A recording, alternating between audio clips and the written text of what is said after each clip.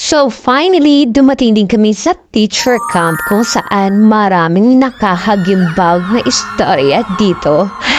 Imagine, habang nagkikwento yung aming facilitator, it wasn't really, basta nakakagulat. So, nag-isip-isip na kami na, oh my God, what if totoo, what if nakakabro ka talagang matulog sa teacher camp?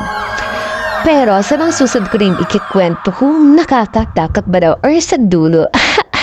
Kaya na-amaze pa rin ako sa mga halaman na pabongga-bongga ever. Talagang nakaka-fresh tingnan yung views sa baba ng teacher camp.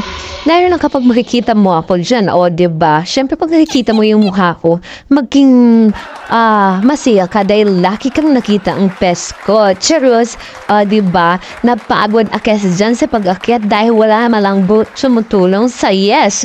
Kailangan ikaw lang talaga ang susulong at aahas sa sarili mo, walang iba. Walang iba kung hindi ikaw. Kaya huwag mong sanayin ang sarili mo na binubuhat ng iba. Sanayin mo ang sarili mo na binubuhat mo. Cheris! At finally, dumating din kami sa tuktok ng teacher camp kung saan dyan po kami kakain. Pasok. Siyempre, gutom-gutuman ang mga pabida dahil sa haba ng biyahe. Yun po yung classmate ko, mga pogi. Ayan, nandyan po sila sa likod. Diba pa? So, andyan naman po yung mga pornakis still water. Lumaban si Maria, hindi nakita. Pak!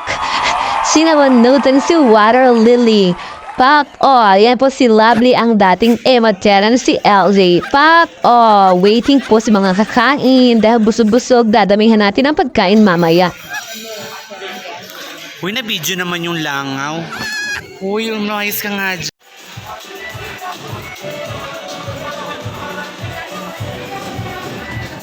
Kaninong kasalan to? At dahil dyan, gumising kami ng maaga dahil aalis din kami by 8 a.m. So, dapat 8 a.m. Tapos na kaming breakfast. Dapat maayos yung mga higaan namin.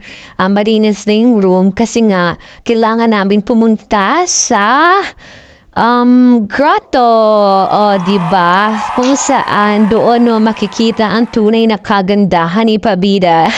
Siyempre, antabayanan natin yan. Diba mga busy kami? Pinasok pa kami ng mga kapitbahay namin. At saka nag-chismisin muna kami. Siyempre, predicto kami. Pero hindi yan natuloy.